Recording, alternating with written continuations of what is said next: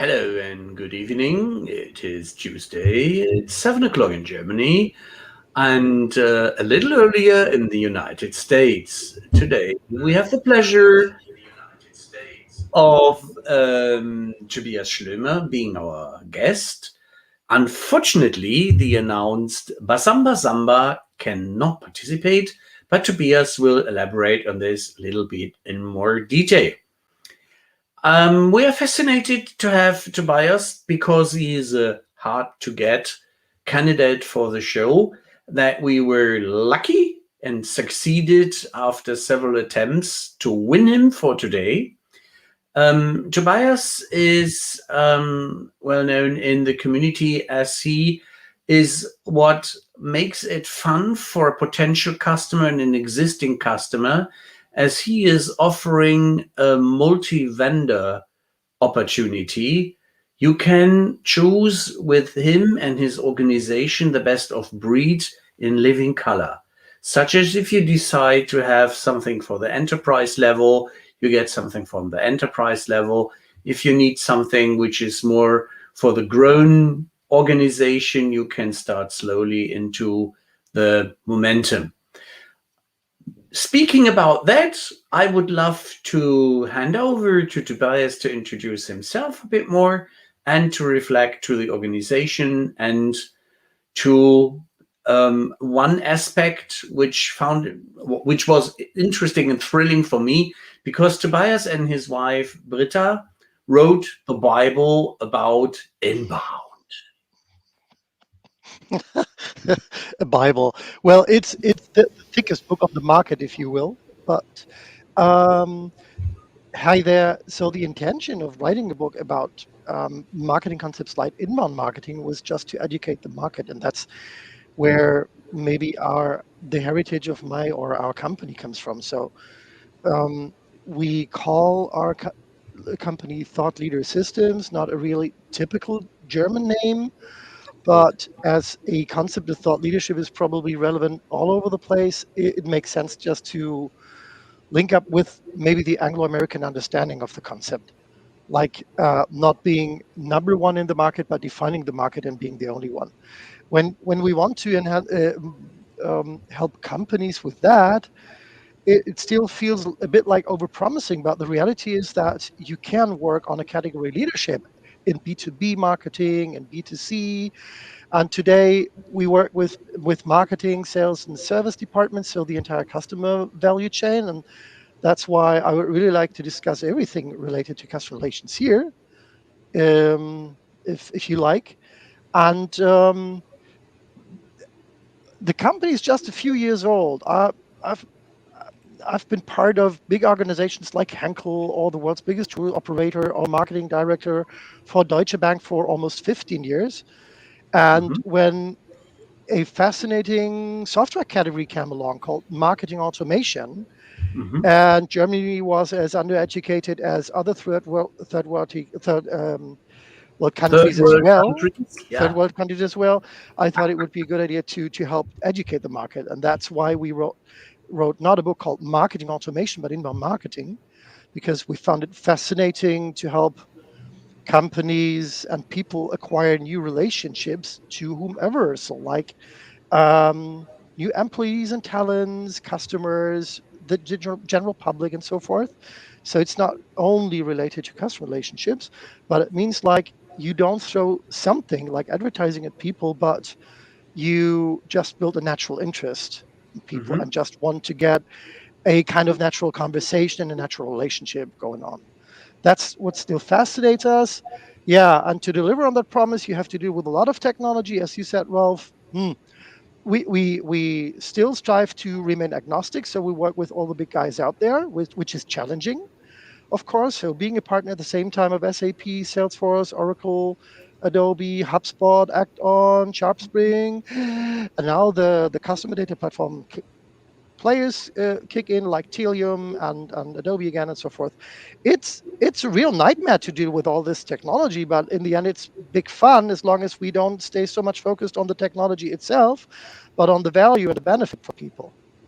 And as this whole bunch of technology is most of the time new for companies, or the level at which we come in is new. We always bring change with us. So it's not really dealing with software. Of course, we do that. We're dealing a lot with data, but in the end, it's changing people's lives internally in organization, and hopefully in customer relations as well.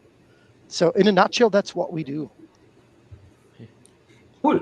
And Yeah. just if I'm not mistaken, you also have a heart for the slower, lower growing, and easier bottom up deciding organizations, and you have also Zoho in the program. If the website is still just good. Absolutely. Zoho is for particular customers still a one-stop shopping solution. So out of the box, it offers for smaller customers, especially it offers a decent functionality in all kind of things. And it's, I guess, especially in starting phases, it's quite a good decision to not waste so much money and energy on the ideal tech stack, but just to get going with something, as long as it fulfills your basic requirements. And when this goes out of the window, you're challenged to integrate several software things. And we live in this ugly decade where everybody pretends that integrations between softwares is just a question of middleware and Zapier, and it is not. So, of course, it is not. So, one of the biggest lies out there. But if you want to avoid that and just get started with your business model, and as a startup, you just want to identify your correct product market fit, awesome. If you intend to stay small, why not? So that's one of the out of the box solutions that comes with everything marketing, sales, and service related, if you will. So easy to build up basic customer relation requirements in the true sense of the meaning, not just sales. Just backtracking a little, as you Again, Thomas? wrote, Louder. backtracking a little, as you wrote the inbound marketing Bible, what is the one secret that makes inbound work? Just one. We don't. It's re- it's it's relevance. It's really such a basic thing like staying relevant for customers or for people out there. So, and unfortunately, that's one thing that Google seems to understand. Uh, I wouldn't say Google understands everything in terms of SEO and content quality, and you can still outrule the algorithm. But relevance is something that decides whether people want to continue to do something with you or not. And to deliver this kind of relevance is important not only in a pre-sales phase and then you drop the ball, but especially in a professional services business like ours, you are under scrutiny every single day. So every single conversation, every single meeting, every single email has to deliver some kind of extra value and some kind of relevance.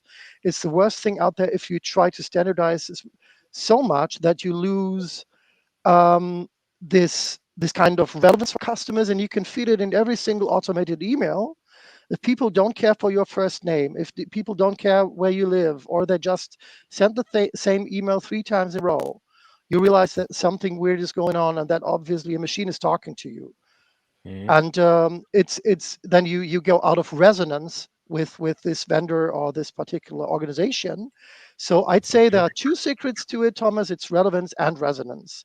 And resonance decides whether people follow up with you easily and quickly, or they don't. And you can still put some beautiful KPIs in terms of data management behind this to see whether you really hit the bullseye and conversion rates are high. And when you lose resonance and relevance, people just go away, which is so easy today. More than just go Okay. away. You can make enemies among your potential customers if you're Oh, irrelevant enough. yes. Yeah. Yeah. And you don't control all the signals out there. So, for example, your rankings, if you want to stay relevant for a certain topic, let's not even mention thought leadership, but just be ahead of the curve and ahead of your competition, and you're not being found, it's a mere disaster because people think that your overall authority is low. So, and making enemies is like when you not only exceed customer expectations or you just miss them, but on a kind of rational level, you do everything you can, but you miss out on the emotional part of the relationship. And that's hard to imitate by technology. So you really have to care for all the details. Just having a tiny little email marketing tool like MailChimp or something. So you can, as you say, Marshall, you can do so many wrong things just in a couple of minutes, and just turn unengaged people into real enemies. How do things like ABM, account-based marketing, fit into that mix then? Wow. I still believe in this huge potential of account-based marketing, as long as we really have a kind of unified definition here. So many people still think that all this spamming that has now moved to LinkedIn is still account-based marketing, and you just pitch and send out your emails, and then you just hook up with someone, and you just mention his first name, and then you do your standard pitch with about 400 words at least. And if people don't follow up, you just reach out to them. Today I had my all-time record, someone reaching out to me with the 13th follow-up, although I never reacted. So that's overwhelming. Of course, that's neither social selling nor account-based marketing. But account-based marketing, in terms of data management, software, understanding your customers, understanding the buyer personas, understanding the buying roles in a buying center, means so much. And then putting every single signal of your communication into the appropriate relation with the rest is just fascinating. And then turning your website into a kind of individualized ABM portal where people come to your website, and then you see personal relevant content that might even be addressed in a personal way. And the pictures reflect your industry and maybe even your customer journey phase. It's a mere wonder, but unfortunately you have to produce all that content and know your buyer personas and know the buying centers and really care for your customers, not only your products. And that's why most of the time it doesn't even happen with the most beautiful software there is on the market for ABM. So, talking about the software, what does it take to implement it? What does it take to implement account-based marketing? Like, maybe as kind of general definition here, account-based marketing is just like flipping over this kind of inbound channel. You still do inbound marketing, but if you build a contact to some part of a potential customer organization, they will see it. They will see every single detail in a personalized way. Like the LinkedIn contacts are different, the website experience is different, the lead nurturing campaigns are different, and at least you talk about the industry of a customer. That's what it takes. And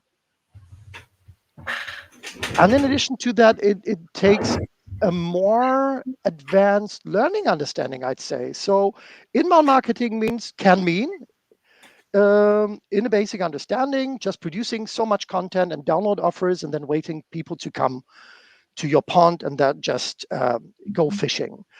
And that's enough. And then you can leave it alone and have the same email conversations and lead nurturing strategies for years.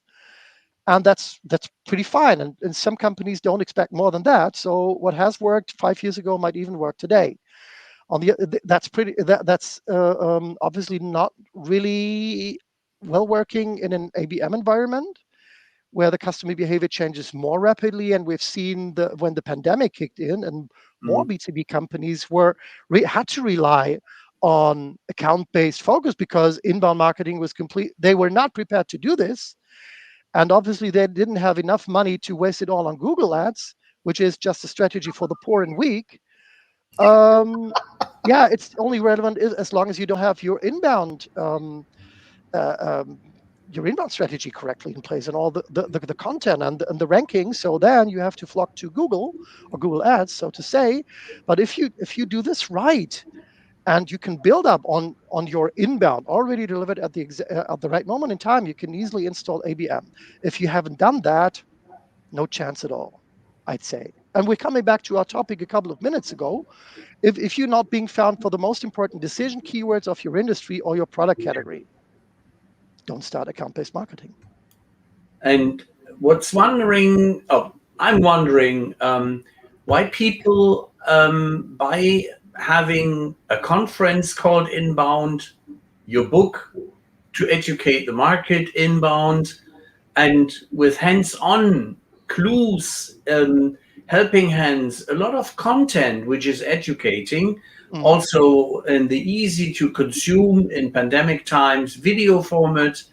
Um, why are they misbehaving in a kind of boring potential customers to death by stupid unwanted messages? Why? You mean why reality still exists? Yeah, genau, Yeah. exactly. Why don't we have a fake, beautiful world created by the automation and KI or artificial intelligence systems that give us the clue? If you bore that potential to death, if he could kill you, he would. Uh, there is a German saying that people just learn by help of real harm or insight. So, like, either something really harms you and kicks you in the ass, or you just have this kind of eureka experience and you realize that you could do better. There is no third option to change something in your life. Not losing weight, no stopping smoking or something. So having executed in a certain way in marketing and sales is quite Yeah. comfortable. And as long as the basic KPIs and whatever your company wants from you is pretty much in line with what you do and where you end up, nobody will change. That's why some industries and some companies in industries decided to move quite rapidly in the pandemic, and Yeah. some just went into a storm and did not recover or didn't want to change then. And Michael Jopen says because the wrong people tell the system what is had to What it do, has to What do. it has what to it has do, to do. yeah. Yeah, of course. And that's of course a phenomenon that I quite find quite fascinating. So my company is just, let's say, 6, 7 years old, and we already had 3 generations of marketing and sales managers in the company, which is quite normal today. So and it's really needed to move that quickly if you want to rise through the ranks from a nobody with just mom and pop shop, so literally speaking, my wife and me, into a 30 people organization producing 7 figures within 4 years. Not so easy. Basically in 4 years.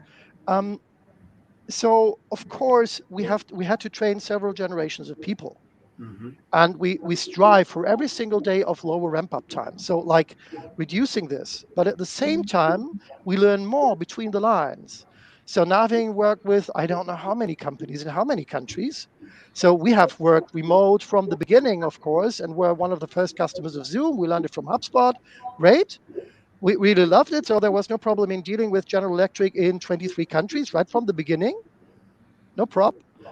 The thing is that you still encounter marketing teams that don't exist, merely don't exist, and you still you still meet sales teams who do exactly what they did almost 15 years ago when the first generation of CRM systems really came to the market. So as long as that works, and exactly that, here the command said, if the still concepts are in the heads of people, in contact with the software, in contact with the campaigns, and in direct contact with the sales approaches and sales qualification frameworks, nothing will change at all.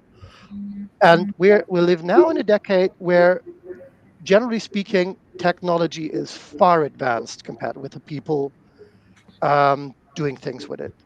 Because marketing automation systems, CRM systems, CSM software has been built for the most sophisticated user.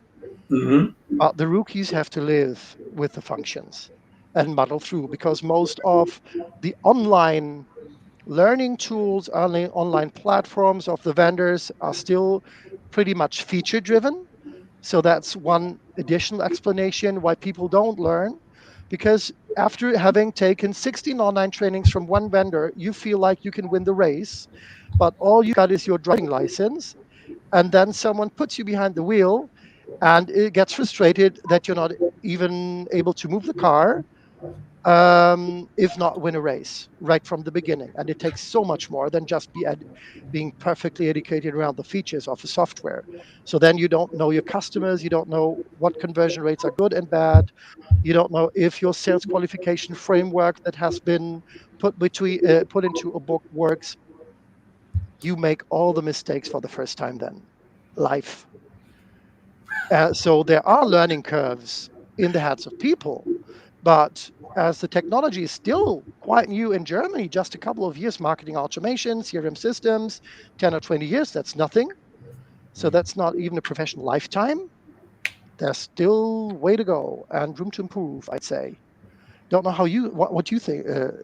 For example, Marshall, for the US, your market is so much more advanced.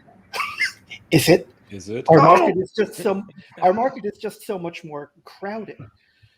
I wouldn't call it advanced. I would say that the issue, whether with what you're talking about there or over here, is businesses need to be self-aware.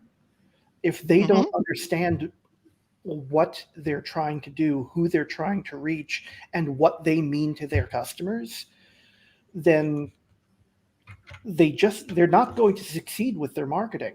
Like you were talking about before, you mentioned the 13th attempt to contact someone through social marketing. That's not social at that point. That's antisocial. Absolutely. Imagine being at a party and trying to start up a conversation with someone 13 times in a row. That's not going to work.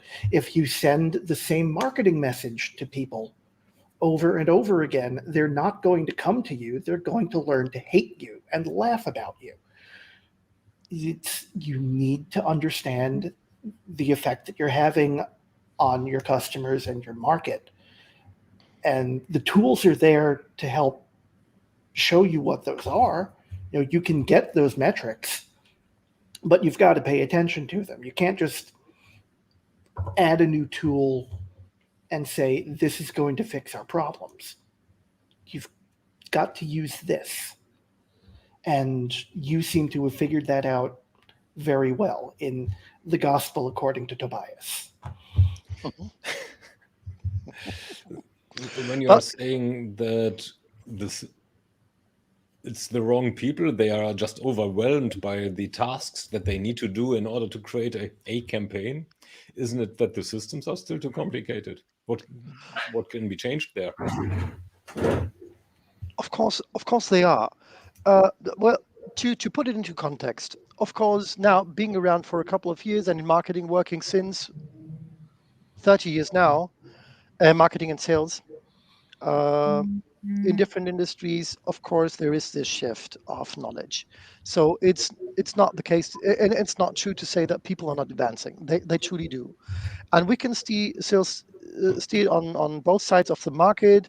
At the beginning, I had to educate everyone right from scratch on marketing and sales, and now, just 5 or 6 years later, it's a completely different game. There are obviously people out there using marketing automation software and having dabbled with the software for a couple of years now.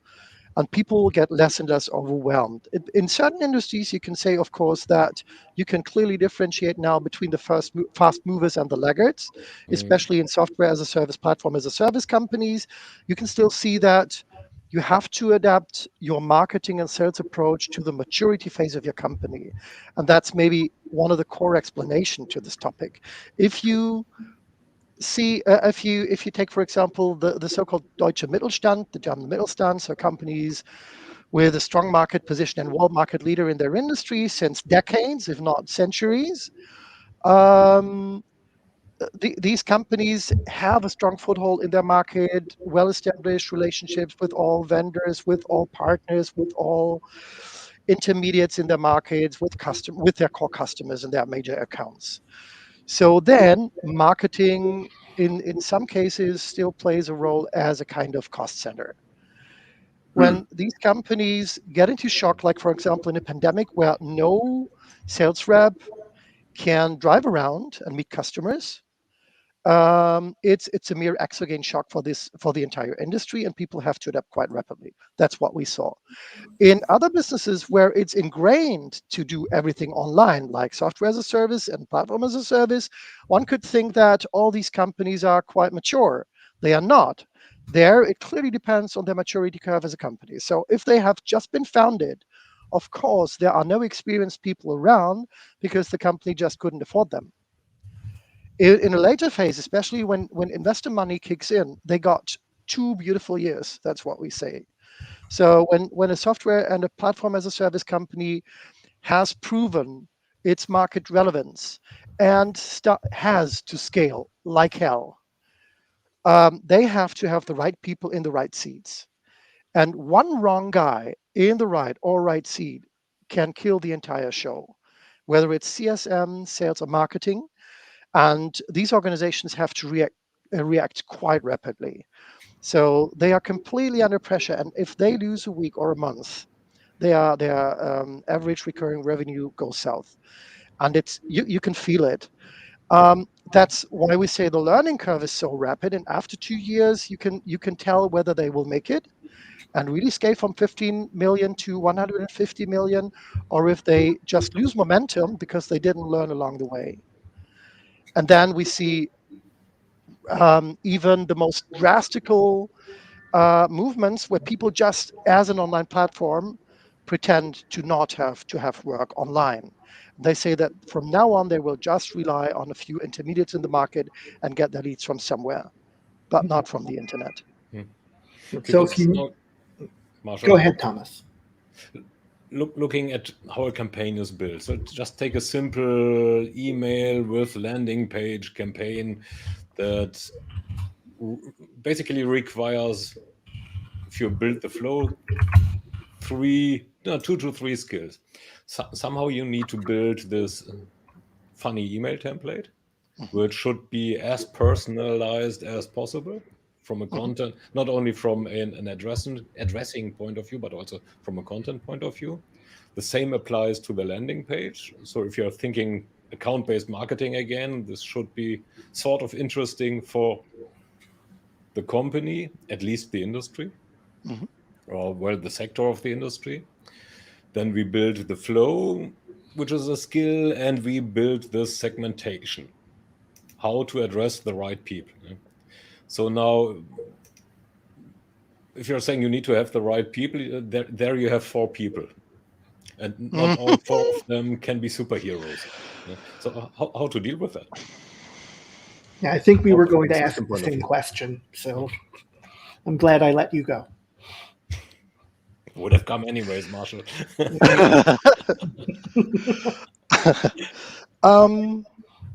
It can be so easy and it's so difficult.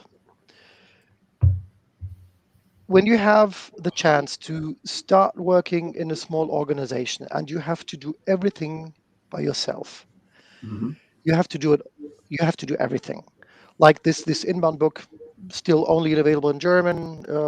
Such a pity because we don't get the American rights. But maybe I should write a second book now. When you have the chance to start again, and I had to unlearn a lot. Being marketing director for a huge ship like Deutsche Bank is completely different from like starting your own company and just recommencing and unlearning everything you have learned about agents relationships, and you are just you just have this beautiful orchestra with all the function specific heroes, and your only task as a marketing director is just to coordinate these people in the most intelligent way possible, and then you will have perfect campaigns. It doesn't work. It simply doesn't work, because now in this era the tools are so closely interwoven that you just have to flip it every 10 seconds. And that's what you said, Thomas. Like even building this, most of the basic things like just a content download campaign, getting your white paper right, getting the call to action buttons right, and just have them on the right corners of your website. Then again, building the email template just for this confirmation email. And have the landing page and the thank you page ready. So one-on-one things you learned right from the beginning.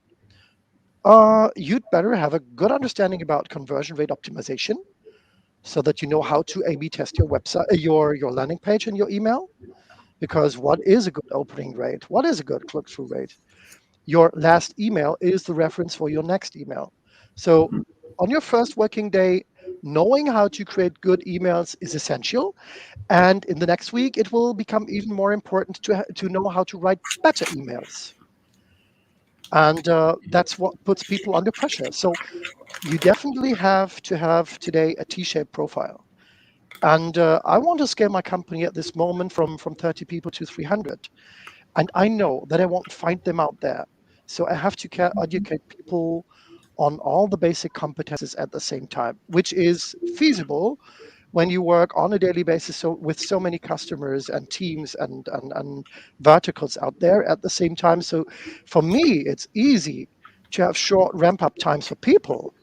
But for a company always working on the same things, it's not so easy there to get people up and running. But splitting it up will only remain relevant for big organizations.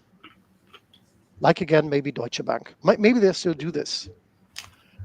Only they can afford to have the right collaboration software, the right strategy setting, the daily monitoring of around 60 people working in close collaboration and doing the right stuff, and then adapting within hours when an email campaign simply doesn't work.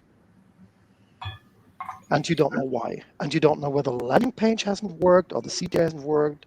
So that's not so easy. Who knows it all? At least the Nobody. marketing director. Yeah. But the interesting aspect is, as you mentioned, the adoption rate. And today, the inbound in the US has started. So coming back to the marvelous title, Inbound, there was a statement on the adoption rate of CRM systems. What is your assumption out of the variety of solutions you service, and you have a direct inside access to customers of all sizes, how people utilize their CRM and marketing automation systems? Did I understand your question? Did you want to focus more on what the landscape of technology solutions is there at this moment? Or if we see a kind of consolidation? It is, do you observe that they use the systems? Oh, Sales, service, marketing automation. How intense is the utilization? Which people, for instance, use them most? Job to be done approach. And where do you see room for improvement, such as in the adoption rate, if we come to a certain figure out of your, let's say, assumption and observation? Now, I think I elaborated it most precise. of course you did.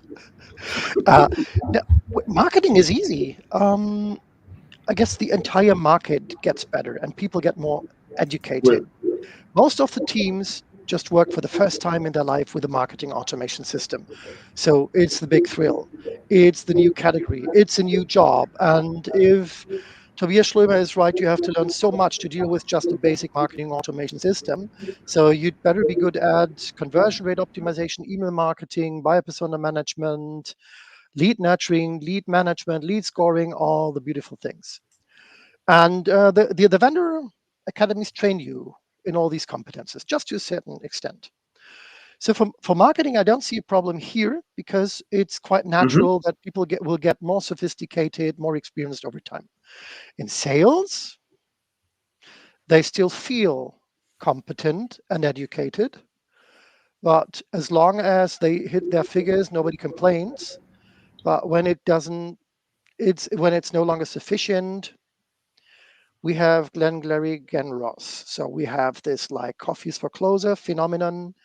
and everything changes. And you can say that the software is wrong because you used it for 15 years now and you never complained. So obviously it's your personal fault because nothing else has changed internally. Or would you say that the customer has changed? Nobody can tell in sales because they only talk to people who have been qualified to talk with them. And if they don't have enough prospects to talk to because nobody is still able to educate them in a post-corona environment where everything will remain online, and if your marketing department is not really up to speed there, you have a severe problem. So that's why I say we will see a huge shift in CRM system utilization over the next few years. And Yeah. that's why I still think it's one of the biggest battles out there.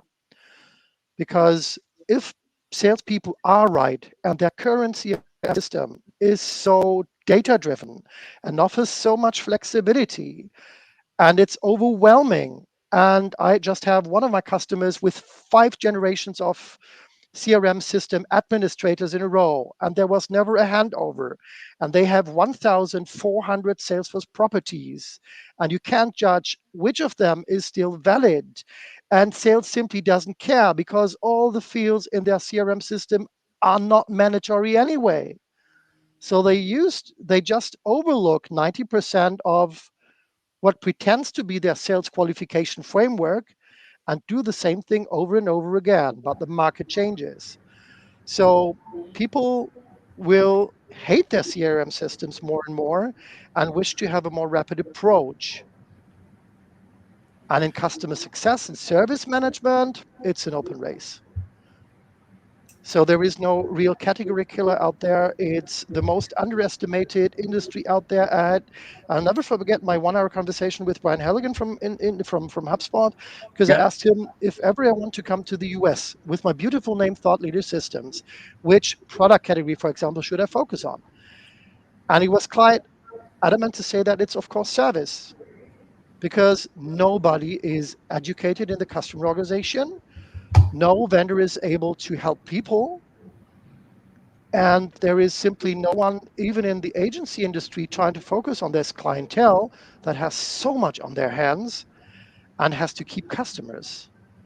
Hey, Michael, the Now problem is the Michael has a customer is contradiction more sort of. informed than the selling people. Oh, yeah, of course. Well, Ja, Michael, auf den Punkt. auf den Punkt. What? As long as you provide the content that helps to educate the customer. If you don't do it, the competition will. And if inbound is still right and all this beautiful content marketing is still right, people will be brainwashed by the content of your competitor and will simply stay there. So I totally agree that this B2B saying is true, that nowadays people show up when they are almost better educated than the sales rep that they are in conversation with. So I see lots of funny scoping calls and connect calls Mhm. where salespeople still want to play by the book, but the customer is so educated that she just would like to skip all these bloody questions and just get straight to the point because she's just asking for the right price or something. Yeah, she's probably 60, 70, maybe 80% of the way through the sales dialogue before the salesperson even gets there. There's Chaka, yeah, Marshall. there's studies Chaka. on it. Yeah. Again, Yeah. on spot, exact my observation. And I'm grateful that Tobias just mentioned, like the CSI Tobias, I like so very much, no, Navy CIS, the Navy CIS Tobias, that they will hate their systems. And from our own observations, we had a bit the clue that probably marketing is now running smoothly. At the service end, there is a moment of peace. And at a sudden, like some of the players pronounce that 2022 is the year of the salespeople. They throw it all over into their garden. And at a sudden, the trees are loaded so much with snow or leaves that they might fall down on their feet, on their head, on their hands, and they cannot cope with it. Yeah? Just imagine that picture, like strong snowfall, the trees are breaking down and block the roads. Then to claim one of the potential vendors claims away with the roadblocks, clear view to the customer, and going ahead. How is artificial intelligence helping then, Tobias? Help me to understand. You Gani. mean is artificial intelligence still helping, especially the sales guys, to cope with their new challenges? To put it precise, is it helping anywhere? And when? And if so, where? Mhm. And why? And why? And why not? So first of all, what is it anyway? There are a lot of AI enhanced solutions available on the market. And the big chatbot hype is through already that had been enhanced by artificial intelligence. Okay. So, but the adoption rate is still quite low. And if you take a closer look at the most of the conversations with chatbots, they're still quite basic. And maybe such a primitive tool like chatbot can help us to understand, or to pronounce my understanding what's really going on there. The fascinating thing is, and now it's the big hype with customer data platforms, of course, that the functionalities, the learning capabilities of the software available on the market is breathtaking and amazing. The data to feed these machines are not. So in a perfect environment, it's a perfect thing, and you've got perfect outcomes. But organizations in marketing and sales are obviously neither empowered nor entitled to do that because they should sell or acquire leads or something. And if you do the next mistake and just hire someone as the data analyst of the company, and now we don't have to care for data because Jim does it, it's the next big mistake. And everybody turns to Jim, and this guy gets overwhelmed and doesn't know what to do because you don't expect him to understand the business, but just analytics. And how should Jim have learned the business? Because he was just hired from the university or out of another data analytics position, and he just don't care what he's analyzing. So he would next day analyze political poll data, and then again customer behavior data. It simply doesn't matter, which is perfectly okay because that's their profile. And people, of course, have to have these people there, but one data analyst cannot feed a customer data platform or cleanse data or just solve the problem of the imminent silos between marketing, sales, service, e-commerce, website team, IT, HR, whoever might be needed in a bigger environment. And that's what we see. I'm extremely grateful you mentioning also the unspoken truth of the shit you put in, the shit you get out.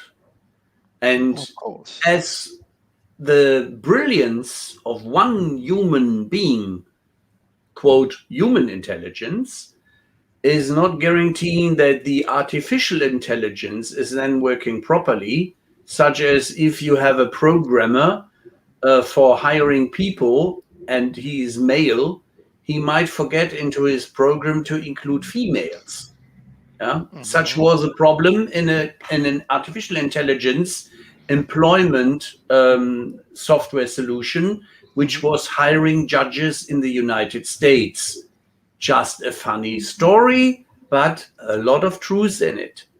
Such as, how do we get people in the way that they do not believe that all the magic is in some functionality of a software, but it's still hard work of human beings to keep software proper and upfront to get it cleaned for the advisory systems so that we have a data lake which is not smelly, but is really giving a good odor as it has been cleaned, such as if we have a cleaning environment to get drinking water out of it. I'm missing the truth and the clear view of organizations and of managers and the board that simply buying software AYZ is not the guarantee that they have clean data. They get their reports, maybe even every single day on a beautiful dashboard. And their job is not to worry about the reality behind this data and the agglomeration of data and the trend building and all that stuff. They have to assume that the data is correct. So, and that's what happened in Ouch. sales. And so, what is their direct contact to this mass of raw data in the company? Almost nobody knows. And of course, in many companies, you still encounter various different non-synchronized systems. In Germany, I'd suppose that even between marketing automation and CRM systems of all companies that I know, only 50% have a automatic synchronization between marketing and sales. And the others are just sending emails back and forth and sharing excellent CSV files between marketing and sales. And these are That not only small companies, these are companies with around 80,000 people. can we What? please play back and have that tune again? That statement, from your observation, only 50% of sales and marketing in larger enterprises is really at life connected. Really and life connected? You know what? It's really simple because people would have to work together and marketing and sales would have to be aligned. And we all know the jokes around marketing and sales. So how much they hate each other or something. But the Yeah. reality is they just ignore each other because nobody asked them to cooperate. I see this beautiful now topic and the buzzword of revenue operations management on the horizon, and I really love it. And I work with a couple of software as a service and platform as a service companies, from small startups financed by the most renowned German investors and Mr. Maschmeyer's companies up to huge SaaS players with a worldwide footprint. Um, it's hard for the people in these companies to get aligned, because when you look at the reporting hierarchies in these organizations, marketing and sales just meets at the CEO table. And that's what I encountered in all my old-fashioned companies and industries where I learned the ropes, like fast-moving consumer goods with Henkel, tour operator business just right after September 11, when no plane at all flew and no hotel room was available worldwide. So that's enough pressure on your business system. But it hasn't changed. It hasn't changed in a fundamental way. So marketing and in many companies, nobody asks to align marketing and sales. And one of the most renowned companies that I've worked with in dozens of countries was so successful. We built websites for them because when you call yourself thought leader systems, you have to deliver on that promise and turn them into the global leaders of their category, and they can feel it because they get this huge share of visibility and huge share of market. And this huge American company generated turnover of around plus 30% in the respective companies. And guess what? Marketing produced so many leads and opportunities that sales was not prepared to handle that, and they just deleted them. Wow. Deleted And them. nobody So cared. they said these are useless. The leads are Without weak. talking back to marketing, without renurturing. And you know what? In Germany, there's this saying, wo kein Kläger, da kein Richter. So if nobody bothers, go as you please. And then they became picky, and sales just deleted them in the first place. And the promising opportunities, they recreated them and pretended to have invented this opportunity, which is bad. But even worse is that nobody corrected this behavior over a period of 18 months. Hey, Michael, the data from the real world is most not the data the marketing people like. Marketing often don't like to hear what the customer tell. Yeah. Marketing people, well, in my generation, when I learned it, marketing people used to talk about customers and not with them. How many hours have I spent eating sandwiches behind glass walls, semi-transparent, win focus groups, and somebody would have killed me, and especially the head of marketing research would have killed me if I ever dared as a marketing guy to talk to customers. Yeah, well, back in the So day, marketers were working with crayons. Now they're working with computers. data has always been, I didn't know it. Now after a couple of years it makes sense, because in my first job, when I was account manager working with a completely unknown company in Germany called Walmart, I had access to the second biggest database in the world, just behind the CIA. And I got fascinated. I even With just a complete bypassed. other company in Germany called Walmart. Sorry, I have an echo my here, fault. and now I can tell Somebody it just after opened a 30 new years. window. Again, I think Just somebody just continue. opened a new window. somebody opened a new window. Okay. Yeah. So I used to work with Walmart and had access to this huge database, and I had to bypass Henkel's IT to install my own servers in my office, hire 4 data analysts. Even the name data analyst was not available in 1997. It just merely didn't exist. And we did real-time research of all the customer signals all around the world. And I had to come up with my real-time reporting every single Monday morning, dealing with all the purchase managers for Walmart's countries, because I was responsible for their turnover. I was the category captain in this offline world. Guess what? The rules haven't changed. It's the same thing there. So, but luckily enough, I don't have to have service in my office anymore. I guess that's the only thing that changed. Now it should be commonplace. And Ralph, I still have the impression that, or Michael, yes, some marketing people still run away from data. They are so focused on campaigns that they just even don't care for email open rates.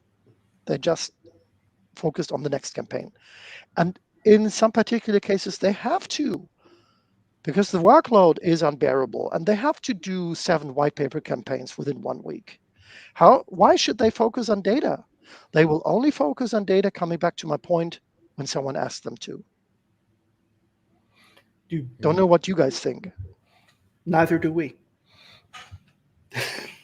We are just surprised, such as by a statement of a customer today in that quoted customer reunion event of a large vendor who said, if we have an adoption in a sales supporting system which is lower than 25% by the sales reps, it's a waste of money, it's a waste of time, and it's a waste of nearly everything, because we know we have another problem, not only our sales software.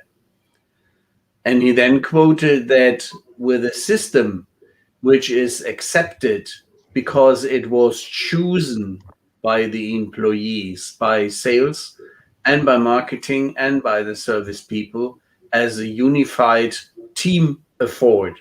And they said, this now is our solution. They work it, they look for proper data, and surprisingly, the board of directors and the managing team asked them to unite and to help the organization to survive. That for me was a very strong statement and a very strong story, such as this is nearly an ideal world, which I haven't seen for 20 years outside there. Yeah. I'm still wondering if we could get back to the idea of people for a moment.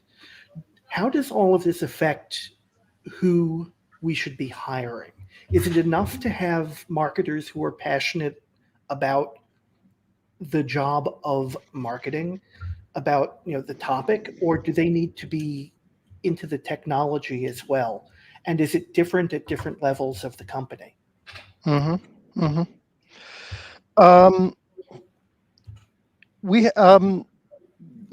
A famous German chancellor once said, "Just deal with the people there are no others. So you can't change anyone." That's what Konrad Adenauer said in the 50s. And I think this man was really right to say that you can change the mentality, the passion, and you should not change the mentality and the passion of people. We see that in our company as well. So there are, of course, people who are more fascinated by marketing than by sales. For some people, it's the other way around. Then again, let's just focus on marketing people. There are some of them who are really fascinated by the technology, and we have very good experience with people who even just dropped their formal education, just came into the company. And my former chief marketing sales technologist in the early fledgling days in my startup phase was just a mere student, and he just did just such an overwhelming job, and he was fascinated by the technology. So we made him our core solution consultant, if you want. So some people really, even in customer companies, they want to uh, work with the software, maybe not so much with the customers. And it's good to have these marketing operations and sales operations people there. And in bigger organizations, you definitely need them. You just don't want to rely only on an external provider. Got it. But then again, you have to have people who get their hands on campaigns and do everything you said, Thomas, like being able to do it in their sleep, like building email templates and the correct email, not leaving out important tokens, worrying about the email open rates. And it's good to call them campaign managers internally. In customer organizations, we call them online marketing managers. And they have a passion to become better at conversion rates and open rates and KPIs and to do the better experience for customers, but they don't want to learn the names of the customers. For them, it's that's okay, because these people just deal with this abstract concept of buyer personas, which is okay as long as you really identify the buyer personas in the software. That's one thing I insist on. Never do your marketing and sales without knowing your buyer personas. You wouldn't succeed. And the first company in your among your competitors who does it will just get the entire market. And then again, there are people who just don't worry so much about the open rates, but really they want to cooperate with leads, just talk to them, call them, send out individual emails, and just want to automate what's good. So they would only write an automated email as long as the first 20 manual emails have worked properly. Awesome. We call these people internal here in our organization, they are called business consultants.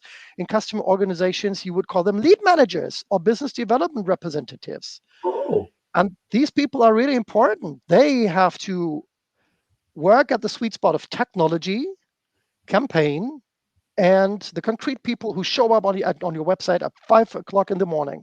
And they should worry why people flock to your website at 5 o'clock in the morning. What's their reason to do it first thing, and maybe to get up to go to your website, go to the web pages? Who else should do this? A campaign manager wouldn't do it, and a marketing operations guy wouldn't do it.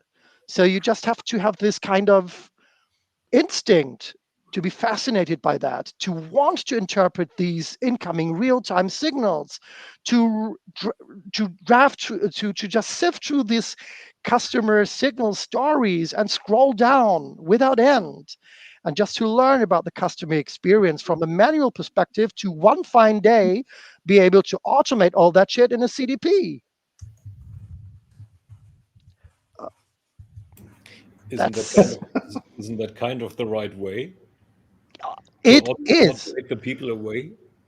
Again? Of course, to automate the people away of those tedious tasks that no one likes anyways. Yeah, I still think we still think that.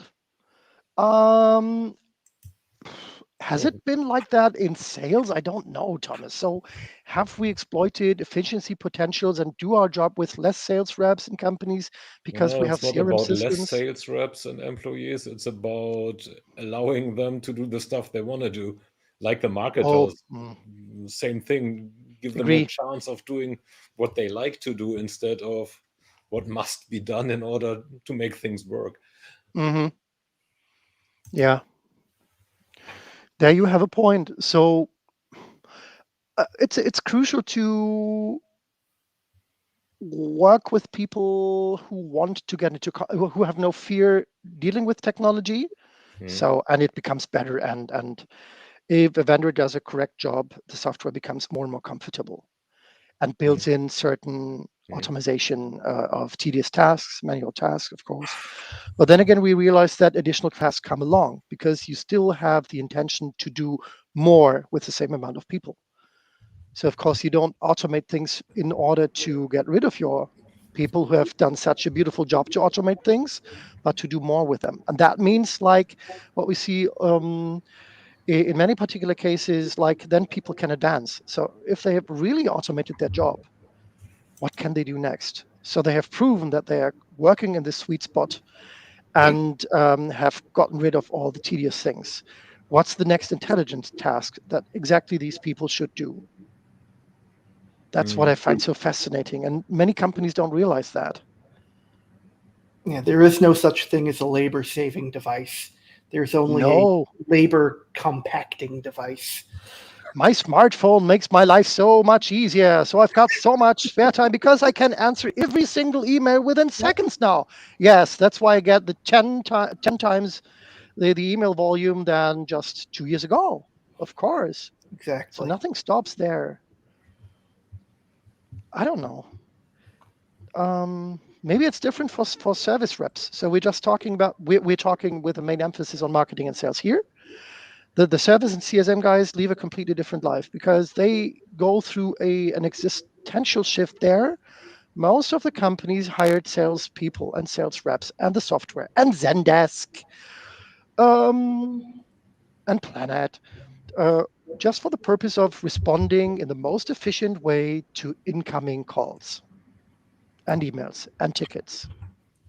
And one day, someone pops up and says, okay, guy, now let's sell. You are responsible from tomorrow on, you will be responsible for sales. And they have the biggest Ta-da! learning curve ahead. Ta-da! My final words. No. This was simply an observation which I found extremely valuable, such as Oh, we have a change of role. A change of role yes. that at a sudden, a service technician, because he has the trust of the customer, is in the front line and doesn't know how to perform, as he is the honest face till then who said the sales guy was telling you not the truth on that copier machine. Simply, it can do only half of the load with that shitty paper you have. If you buy a higher class paper, then you would have another outcome and you wouldn't have so many paper jams. And I wouldn't be paying most of my time in this city here at your coffee machine with your secretary and repairing your shitty copier. Such as That's the approach has to be, wow, we have a brilliant machine which is also able to do economical paper services in a high class reliability range. Yeah? Such as the much more expensive machine, something that he's suddenly in the role that he should do the sales and he's not prepared to. He was not educated to. And he doesn't know a sales methodology, which might be in a system. Yeah. this is I guess they have the most challenging trajectory ahead and the most fascinating one because people still in these still early days of customer data platforms, AI driven tools, they think that marketing and sales has all relevant knowledge. I guess that people might be wrong because customer service know what works and what doesn't. and they know how to retain customers, and they know how to make them happy every single day. They get the NPS scores, and they are measured by it. Are they? You mean, like, are they measured by Are they NPS? measured by the NPS?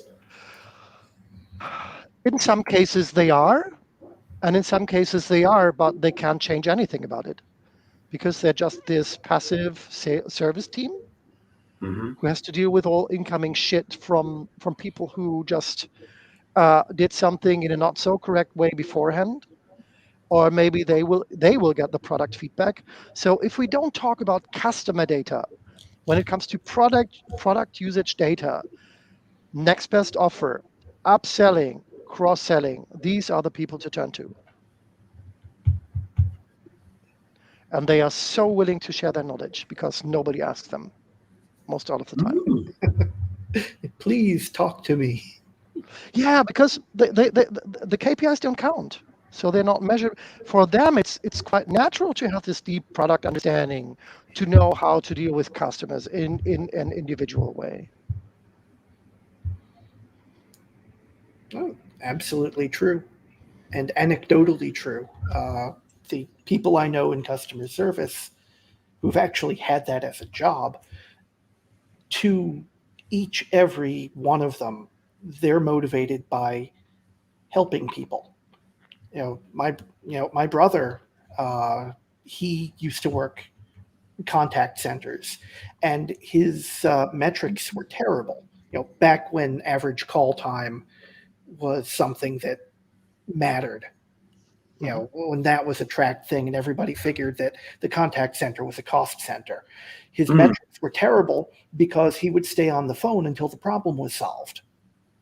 But that's the kind of person you want doing that job.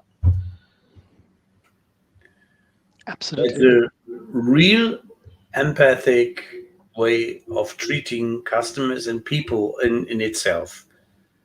And this is exactly where we should go back for, and where we have had in our latest convo, when we had the ladies there from Genesis who gave a sneak preview of their research, how important the alignment and the relationship is, and not to have a quick and easy convenient for instance, the contact center agent or the technician just to solve the problem, but also to do it in a way, my perspective, that the emotional part is surfaced as well, so that you do not feel like a number who has been ticket soft suck away, but that you are a respected individual being, a human being. And from that, and the acceptance that that is somebody who is taking care of me and who is respecting me, he is quite willing to buy the next copier or the next toaster or the next whatsoever washing machine. Yeah? Maybe it's because we're all old men, but it's nice to see that there is still a place for human behavior and empathy in the technology-driven business. Yeah. It will become more and more important. And I totally buy into this statement that previously it had been ABC, always be closing, and it's now always be helping. So I guess that the only chance you have as a company out there is to implement this philosophy and this respect and personal relation that you always deliver in customer service management and customer success, and bring it to sales and especially to marketing. Because marketing is there to talk to everybody. Sales is just there to talk to so-called relevant people. And service is just there to talk to your customers when they have problems. So marketing has the most important function when it comes to communication around that. And they should be helping, not spamming. Yeah. To start again closing the loop, like in the circular economy and the flywheel approach. We started with spamming through LinkedIn. Absolutely. Well said. Right. which actually brings the whole conversation through a full circle, right? It does. It does. Maybe on a higher level. Maybe, hopefully, it was more a spiral than a kind of just flywheel coming back to the That's same place. matter of how you look at it, right? from which angle. Yeah. As long as it's not a downward spiral. Yeah. But if we've Yes. as long as we've come full circle and we have passed the hour by about 10 minutes, is this time for closing thoughts? Is there anything you'd like to leave us with? Or would you like to continue for another hour or so? 'Cause I have Oh, for nothing to another do day. today. No, it's perfectly fine. I guess we really had this kind of this flywheel approach here, coming back to maybe and I guess we were so right to discuss not only artificial intelligence and data analytics, but the role of the functions and the people here behind that. And that's, Marshall, where I totally agree. The people will, and I mean it by heart. So people will remain the most important asset of the business, and you won't automate them away. No chance. Luckily enough. One of our viewers just made a comment, which is an insight for German ones, which have a certain age and still know Joachim Kuhlenkampf. Hans-Joachim Kuhlenkampf and his former TV formats, he was well known before Thomas Gottschalk that he has a prize in not staying on time with his live shows. He was always doing overtime. Always. That was a habit. That was, you could say, his marketing label. Yeah. I'm the one, if I get in the flow, you can't stop me. And so you can't stop a live broadcast. Yeah. But honestly, is there something which is burning and you would like to get that to the audience as, how we call it, famous last words till the next appearance?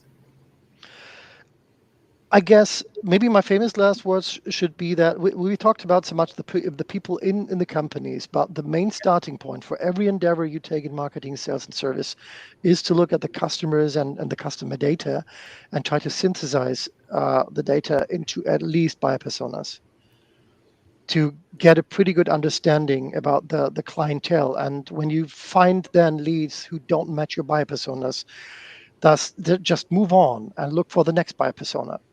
So, and to understand the market logic behind that. Everything we wanted to talk about, like data and artificial intelligence, has to start with the customer in mind. All the people working in marketing, sales, and service have to start with the customer in mind. And if these core business functions don't have the same understanding of your customer typology, they will definitely not do a good job. They won't be able to do it because they have no common language. And the common language is not around KPIs. It's not around software. It's about the underlying understanding of the customer.